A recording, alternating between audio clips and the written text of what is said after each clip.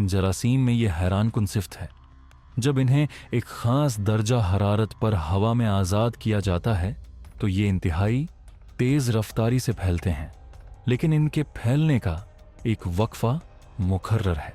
एक वाक़ये के बाद, जो ज़्यादा से ज़्यादा 1 मिनट तक चेक किया गया है, इन सैकड़ों जरासीम के फैलने के दौरान जहां भी ये पहुंचते हैं, हर किस्म का जानदार फौरन सांस घुटने की वजह से हलाक हो जाता है। डॉक्टर नाथन ने कहा, सांस घुटने की वजह से? क्या मतलब? कर्नल असलम ने हैरत भरे लहजे में कहा, जी हाँ, ये जरासीम उस खास एरिया में मौजूद ऑक्सीजन को ख़त्म कर देते हैं। इनकी अफजाइश भी ऑक्सीजन पर होती है, और जब ऑक्सीजन ख़त्म हो जाती है तो ये जरासीम भी ख़त्म हो जाते हैं। लेकिन अचानक ऑक्सीजन के ख़त्म होने पर उस एरिया में हर जानदार का खात्मा हो जाता है, डॉक्टर नाथन ने कहा। हैरानकुन, ये तो वाकई इंतहाई अहम दरियाफ्त है। लेकिन डॉक्टर मार्टिन इस पर क्या रिसर्च कर रहे थे? कर्नल असलम ने पूछा। वो उस खास दर्जा हरारत वाली खामी को दूर कर रहे थे ताकि किसी भी दर्जा हरारत पर इस बम को इस्तेमाल किया जा सके, और जहां तक मेरी मालूमात का ताल्लुक है, वो उस खामी पर काबू पाने में कामयाब हो चुके थे और इसी सिलसिले में अपनी रिपोर्ट देने वाले थे कि ये सूरत हाल सामने आ गई। डॉक्टर नाथन ने कहा, यह तो इंतहाई खौफनाक सूरत है। इस ब्लू कैप्सूल की माहियत क्या है? कर्नल असलम ने इंतहाई परेशान लहजे में कहा, वो मिक्स दांतों का कैप्सूल है जिसे खास धात की डिब्बियों में रखा गया था। अगर कोई शख्स उसे खोल दे तो ये जरासीम कम अज कम 1 मील के दायरे में फैल जाएंगे, और फिर 1 मिनट बाद जरासीम तो खत्म हो जाएंगे, लेकिन 100 मील के दायरे में कोई जानदार जिंदा न रह पाएगा। डॉक्टर नाथन ने जवाब दिया, और ये तो इंतहाई खौफनाक वारदात है। मैं तो इसे आम सी वारदात समझ रहा था। मुझे फौरन आला हुक्काम को इत्तला देनी होगी। ये तो किसी बड़े गिरोह का काम हो सकता है, कर्नल असलम ने इंतहाई परेशान लहजे में कहा, और फिर उसने मेज पर पड़े टेलीफोन की तरफ हाथ बढ़ाया ही था कि टेलीफोन की घंटी बज उठी। डॉक्टर नाथन ने रिसीवर उठा लिया। Yes, doctor Nathan speaking. Doctor Nathan ने कहा, सर, सेक्रेटरीट वजारत दिफा आपसे या मिलिट्री सेक्रेटरी से बात करना चाहते हैं। दूसरी तरफ से एक्सचेंज ऑपरेटर ने कहा। ओह ठीक है, बात कराओ, डॉक्टर नाथन ने कहा, और फिर रिसीवर पर हाथ रखकर उसने कर्नल असलम से कहा, सेक्रेटरी वजारत वो मुझसे या आपसे बात करना चाहते हैं, लेकिन अभी तक मैंने उन्हें इस बारे में कोई रिपोर्ट नहीं दी। फिर उन्हें कैसे मालूम हुआ? कोई और मामला होगा। मुझे दीजिए, कर्नल असलम ने हैरत भरे लहजे में कहा। हेलो सर, मैं कर्नल असलम बोल रहा हूँ, डिफेंस लैबोरेटरी 3 से, कर्नल असलम ने कहा। दूसरी तरफ से सेक्रेटरीट वजारत बोल रहा है। अभी अभी इत्तला मिली है कि किसी डिफेंस लैबोरेटरी में कोई गड़बड़ हुई है। मैंने मिलिट्री इंटेलिजेंस के कर्नल शाह से राब्ता कायम करने की कोशिश की, लेकिन वो लाइन पर नहीं थे। फिर मैंने आपसे ये बात करना चाही तो मालूम हुआ कि आप डिफेंस लैबोरेटरी 3 के हंगामी दौरे पर गए हुए हैं। आपको किसने इत्तला दी है सर? कर्नल ने चौंकते हुए पूछा। क्यों, क्या ये बताना जरूरी है? आप ये बताइए, क्या गड़बड़ हुई है? क्या डिफेंस लैबोरेटरी 3 में हुई है? सेक्रेटरी ने बड़े संजीदा लहजे में कहा।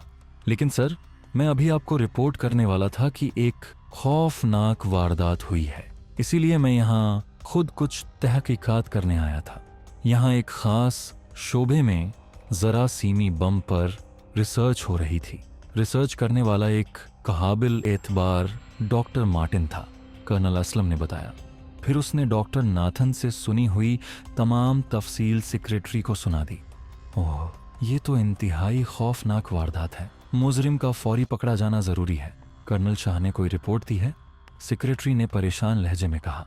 मैं बतलाता हूँ, डॉक्टर नाथन ने कहा। डॉक्टर नाथन से बात कीजिए, उन्हें शायद रिपोर्ट दी गई है। मैं तो अभी यहाँ पहुँचा हूँ, कर्नल असलम ने कहा, और रिसीवर डॉक्टर नाथन के हाथ में दे दिया। सर, मैं डॉक्टर नाथन बोल रहा हूँ।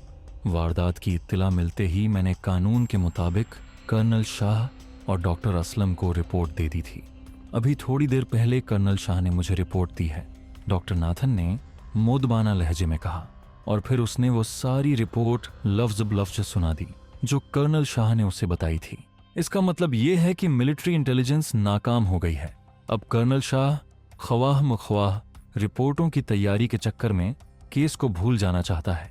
सेक्रेटरी वजारत दिफा ने इंतहाई तल्ख लहजे में कहा, सर, उनकी रिपोर्ट से तो यही जाहिर होता है।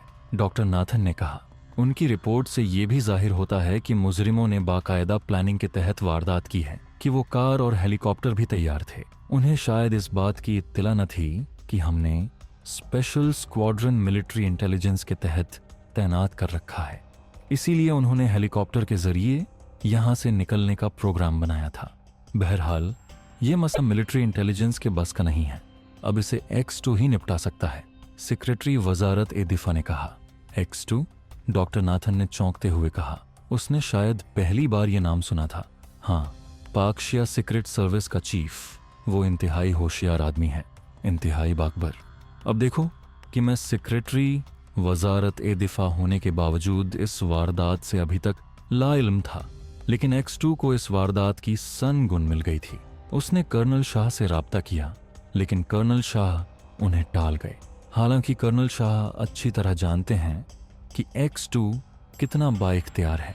वो चाहता तो कर्नल शाह को अपने हुक्म से डिसमिस कर सकता था, लेकिन उन्होंने उस मौके पर उलझना जरूरी नहीं समझा और सेक्रेटरी वजारत खारिजा से कहा कि वो मुझसे इस बारे में रिपोर्ट हासिल करके उन्हें बताए। सेक्रेटरी वजारत खारिजा, सर, सुल्तान ने मुझे फ़ोन किया तो मैं शर्मिंदा हुआ कि मैं मुताल्लिका महकमे का सरबराह हूँ, लेकिन मुझे किसी बात का इल्म नहीं। बहरहाल मैं कर्नल शाह की जवाब तलबी तो बाद में करूँगा, फिलहाल मैं सर सुल्तान को रिपोर्ट तो दे दूँ। और सुनिए डॉक्टर नाथन, अगर X2 या उसके किसी नुमाइंदे का फ़ोन आए या वो खुद चेकिंग के लिए आए तो आपने उनसे पूरा ताउन करना है, सेक्रेटरी वजारत ने सख्त लहजे में कहा। बेहतर सर, हुक्म की तामील होगी, डॉक्टर नाथन ने कहा। यह मैं बता दूं कि X2 इस मुल्क में सबसे बड़ा इख्तियार वाला आदमी है। वो चाहे तो मुझे भी बिना वजह बताए गिरफ्तार कर सकता है या डिसमिस कर सकता है, इसलिए उससे ताउन करते वक्त आप हर लिहाज से मुस्तैद रहें, सेक्रेटरी वजारत ने कहा। जी, मैं समझ गया सर, डॉक्टर नाथन ने कहा। ओके, दूसरी तरफ से कहा गया और उसी के साथ ही रिश्ता खत्म हो गया। डॉक्टर नाथन ने एक लंबी सांस लेते हुए रिसीवर रख दिया।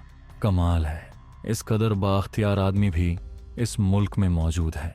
डॉक्टर नाथन ने आंखें फैलाकर कर्नल असलम से मुखातिब होकर कहा, X2 की बात कर रहे हैं, वो ऐसा ही आदमी है। एक बार मैं भी नादानी में उससे उलझ पड़ा था, फिर ऐसी डांट पड़ी कि नौकरी तो एक तरफ, जान के लाले पड़ गए। तब से मैंने कान पकड़ लिए हैं कि X2 का नाम सुनते ही सिर्फ उससे ताउन करूंगा, बल्कि उसका फोन सुनने के लिए भी खड़ा हो जाऊंगा। कर्नल असलम ने मुस्कुराते हुए कहा। झाड़ किसने झाड़ पिलाई? सेक्रेटरी वजारत दिफा तो ऐसा नहीं कर सकते, वो रैंक में आपके बराबर हैं, डॉक्टर नाथन ने हैरत भरे लहजे में कहा। आप सुनकर हैरान होंगे कि सदर ममलिकत ने बराह रास्त फोन किया था और उसके बाद मुझे पता चला कि वो सदर ममलिकत से भी ज्यादा भाग रहा है। सदर ममलिकत पर लाजिम है कि उसके इस्तकबाल के लिए उठ खड़े हों, जबकि उस पर लाजिम नहीं कि वो सदर के लिए खड़े होने की भी जहमत गवारा करे। और दूसरी बात ये कि सदर ममलिकत से कोई भी ऐसे मसले में जिसका ताल्लुक मुल्की सलामती से हो जवाब तलब कर सकता है, जबकि सदर ममलिकत को X2 से जवाब तलब करने का कोई इख्तियार नहीं है। खुदा की पनाह, इस कदर बाख्तियार। लेकिन ये साहब हैं कौन? इनका काम क्या है? डॉक्टर नाथन की आंख की हैरत की शिद्दत से इस कदर फैल गई थी कि कर्नल असलम ने सोचा कहीं वो हैरत की शिद्दत से मर ही न जाएं। ये बात किसी को भी नहीं मालूम, सदर ममलिकत को भी नहीं। बस वो X2 कहलाता है, सीक्रेट सर्विस का चीफ है और खास मीटिंग्स में नकाब पहन कर आता है। कर्नल असलम आज वाकई डॉक्टर नाथन को हैरत के समुंदर में घोंता लगाने पर मजबूर कर रहे थे। मैं सोच भी नहीं सकता था कि ऐसा आदमी भी इस मुल्क में हो सकता है, डॉक्टर नाथन ने सर हिलाते हुए कहा। अच्छा, अब मुझे इजाजत दीजिए। अब यकीनन केस X2 को ट्रांसफर हो जाएगा और उसके साथ ही हमारी जिम्मेदारी खत्म हो जाएगी, कर्नल असलम ने कुर्सी से उठते हुए कहा और फिर डॉक्टर नाथन से मुसाफहा करके दफ्तर से बाहर आ गया।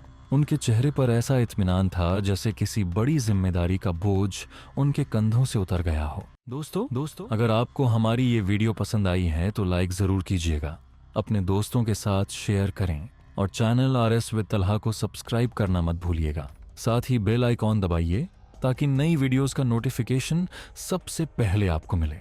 अल्लाह हाफिज।